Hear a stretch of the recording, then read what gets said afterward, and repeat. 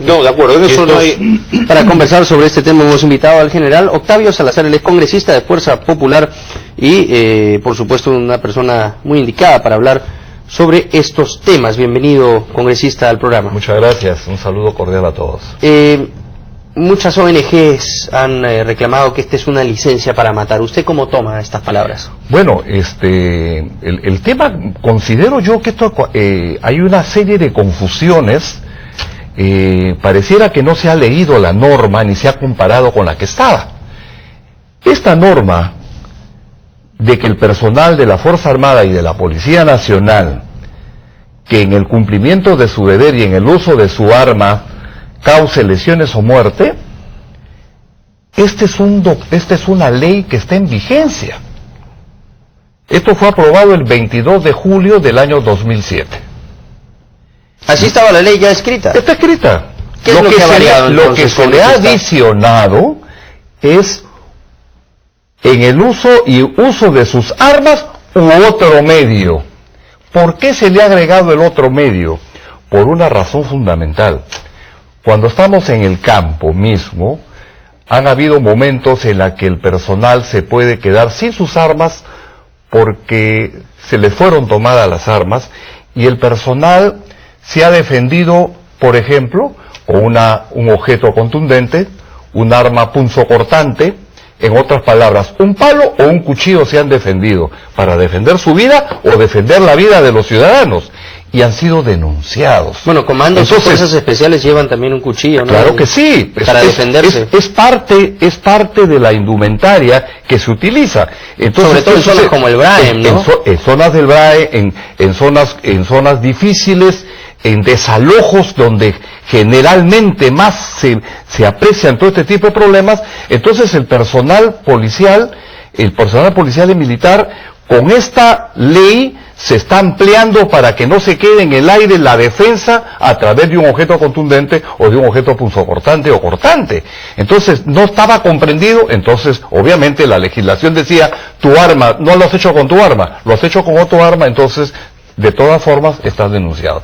Pero el problema, congresista, era más bien que la policía, creo, tenía ya temor, ¿no?, de utilizar sus armas de fuego en contra de los delincuentes. Ahora, yendo al porque tema han habido tantas denuncias en contra de policías que ya, digamos, tienen temor de usar sus armas de reglamento en legítima defensa de sus vidas o de la de los demás. Así es. Yendo al tema de fondo, la realidad, el Perú tiene 85.000 policías denunciados. 85.000 policías, ¿esa es la estadística? Esa es la estadística. ¿Usted la confirma? ¿Tantos? La confirmo porque nosotros hemos hecho focus group en diferentes lugares, regiones, para poder obtener un número que nos pueda alcanzar a tener una dimensión. Si uno pregunta por lo real en la Dirección de Recursos Humanos, se debe llegar a 4.000 efectivos denunciados por abuso de autoridad.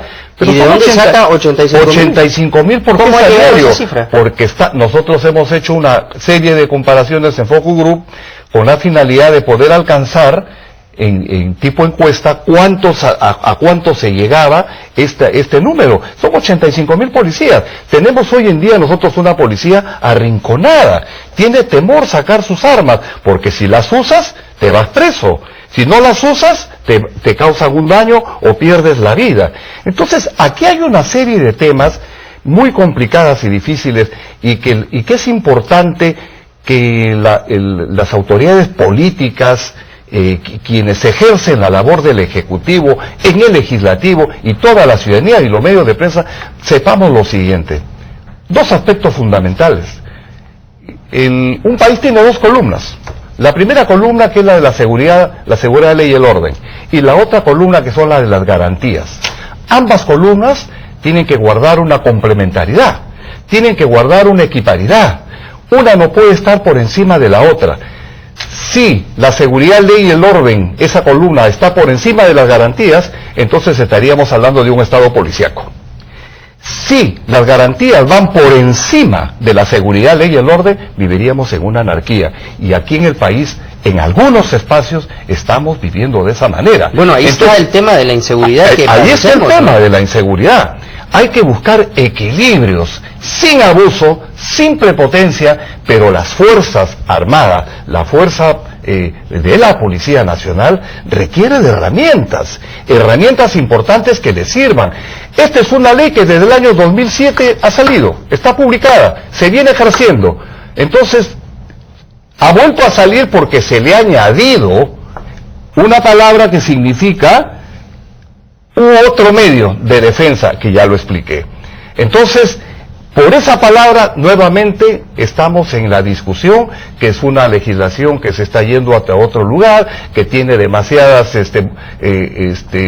bondades expresa a la policía para poder hacer uso indiscriminado de las armas, y el tema no va por ahí, porque no hemos tenido nosotros en estos 7 años situaciones en las que se ponga, digamos, en riesgo, o que tengamos nosotros suficiente análisis para decir, oye, esto hay que hacerlo retroceder. Considero que no. Esta ley que es importante, guarda relación con un proyecto de ley que está en el Congreso, que es de la autoría de quien habla a través de mi partido. Eso le quería preguntar, congresista, porque ayer vimos que esto salió publicado de una manera muy escueta y sin muchas precisiones, pero me ha sorprendido usted con este proyecto de ley que ya ha trabajado en el Congreso y que va a detallar exactamente cómo es que y en qué circunstancias se puede utilizar la fuerza. Así es. ¿Puede hablarnos de esto? Que con todo gusto. Es la ley de utilización de la fuerza. Así se va a llamar la ley. Así le hemos denominado. Esto ya se encuentra lista para el Pleno para poder votarla. Deme algunos ejemplos. Le doy un ejemplo claro. Esta ley prevé una serie de escenarios. Por ejemplo, niveles de empleo de la fuerza. Habla de dos cosas importantes, la fase preventiva y la otra la fase reactiva. En la fase preventiva es el oficial, es el efectivo policial que llega a un punto donde existe un conflicto. Llega el efectivo, conversa, utiliza la verbalización, utiliza su presencia y disuade el problema. Si no se disuade el problema, y si esto está generándose una situación convulsa, llega a temas mucho más difíciles, entonces viene la fase reactiva. En esta fase reactiva es importante, ¿por qué? Porque ya entra a tallar el control físico. Es decir, cuando nosotros veamos que una acción de personas está sobrepasando los límites del orden que tiene que guardarse en una calle, en una ciudad, en un determinado lugar, entonces es importante el control físico, porque el policía se pone delante de la persona y no lo deja pasar. Utiliza su escudo, utiliza su vara de ley. Si esto continúa, si la situación se sigue tornando difícil, entonces viene el empleo de la fuerza no letal.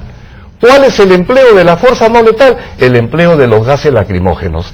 O también a través de perdigones, que también es parte de la fuerza no letal. El equipamiento de un policía con armas no letales. Se usa mucho perdigones o balas de gulacha, ¿no? Se utilizan generalmente en campo traviesa, es decir, en campos abiertos, no se utiliza en ciudades, porque eso sale tipo racimo y puede herir a otras personas. Ok, entonces lo que esta ley precisa es que se deben actuar de esta forma.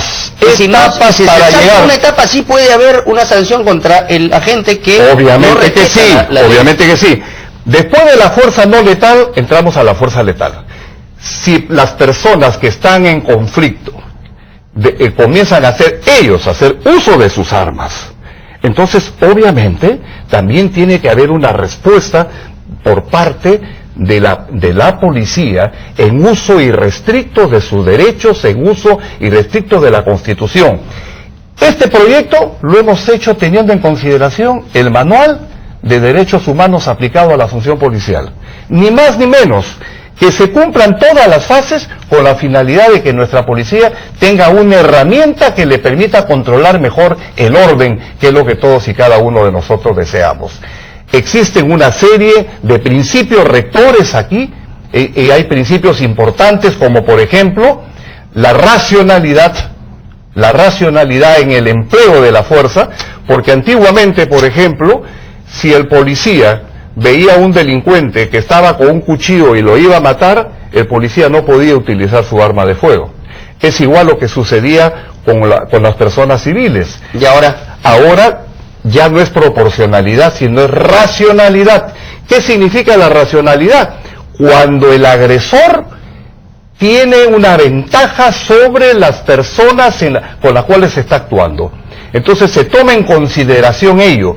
Entonces una persona, si uno encuentra 5 personas que están con un cuchillo y está el policía solo y ven que lo están atacando o están atacando a un ciudadano, el policía puede hacer uso de su arma. Sáquele usted un cuchillo a un policía en Estados Unidos. No. A ver hasta dónde llega. No, es que por ello te digo que tiene que haber esa relación, ¿no? Esa relación. Más allá de eso que usted dice que es muy importante, la racionalidad es el principio de autoridad que el país se ha perdido. Se ha perdido. Ya no respetan al uniforme. Se ha perdido. Eso es indudable. Un cuchillo, un carabinero. Es indudable por lo que te manifiesto. Las dos columnas tienen que guardar una equivalencia. Ninguna puede ir sobre la otra. Entonces aquí hemos ponderado una serie de garantías, una serie de preceptos que son necesarios, pero que hay que regularlos para que estas garantías no sobrepasen a la seguridad, ley y el orden, porque si no comenzamos a vivir en una anarquía. Y eso es lo que estamos viendo. En algunos lugares en el país vivimos en una anarquía. Como Trujillo, por ejemplo. Es delicado lo que está pasando en Trujillo. Es muy delicado. No solamente Trujillo, es el tema del norte del país, ¿no? Y en muchos lugares, aquí en Lima. Tenemos en el Callao.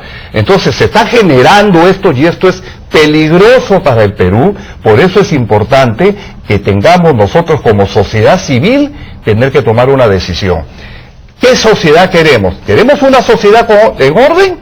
¿Queremos una sociedad donde hayan demasiada garantía, donde todo el mundo quiera hacer lo que desee y nadie quiera cumplir órdenes, nadie quiera cumplir la ley? Porque entonces estamos nosotros viviendo en una anomia, vivimos en una anarquía y es peligroso para la democracia y la institucionalidad en el país. Quiero compartir con usted, congresista, este comunicado, este pronunciamiento de la Defensoría del Pueblo en relación contra esta ley, la 30151. La Defensoría del Pueblo expresa que la modificación introducida por la ley número 30151 resulta contraproducente con el objetivo de fortalecer la labor policial y militar en la lucha contra la delincuencia, el resguardo del orden público y la defensa de la seguridad nacional. Por el contrario, la norma debilita la protección del derecho a la vida y la integridad personal de la ciudadanía al flexibilizar las reglas para el uso regular de la fuerza por parte de los agentes del orden. En fin, ese es el tono de este comunicado, que es algo más extenso. Yo preguntaría dónde está es lo que dice la Defensoría. Ese favorecimiento. La ley se viene aplicando desde el año 2007. Esta no es una ley de ahora, es del 2007. Claro, dice, es decir, dicha modificación elimina el enunciado de la norma anterior que obliga al personal policial y militar a usar las armas de acuerdo con sus reglamentos. No, pues porque el reglamento no está, ¿no? En fin, claro. Y adiciona la posibilidad de que se utilice no solo las armas reglamentarias, sino cualquier otro medio para tal fin, ¿no? Obvio. Y si el personal se queda sin armas, ¿qué? ¿Espera que lo maten? Por favor. Lo que nosotros tenemos que guardar es una equidad. No solamente miremos al lado derecho, o no solamente miremos al lado izquierdo, sino también miremos al lado derecho. Hay que buscar equilibrios. ¿Qué fuerza tiene hoy en día la confianza de salir a operar? Pues ninguna. Con esta garantía, ninguna. Por eso hay 85,000 policías que están denunciados. Y sin abogados, no, los criminales tienen mejores abogados que los policías. Entonces, en este país. Aquí no se trata de hacer un estado policíaco, donde la legislación de la seguridad, la ley y el orden vaya por encima de lo que significa las garantías. No se trata de eso. Lo que se trata es de guardar un equilibrio. Por ello que es importante, después de esta norma que regula... van a presentar esta ley?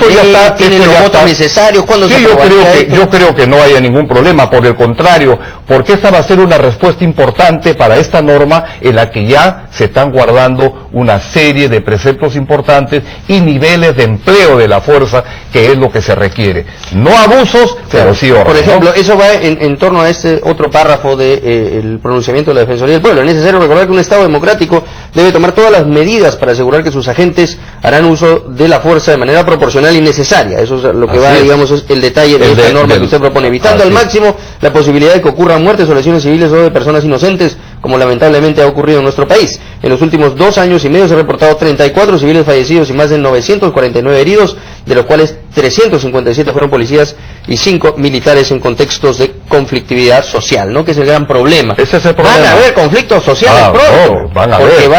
hay leyes que van a revisar lo del canon, por ejemplo, pero es que hay gente, en las regiones. Pero hay gente que asusa, hay gente que se ingresa donde está la masa y comienzan a asusar.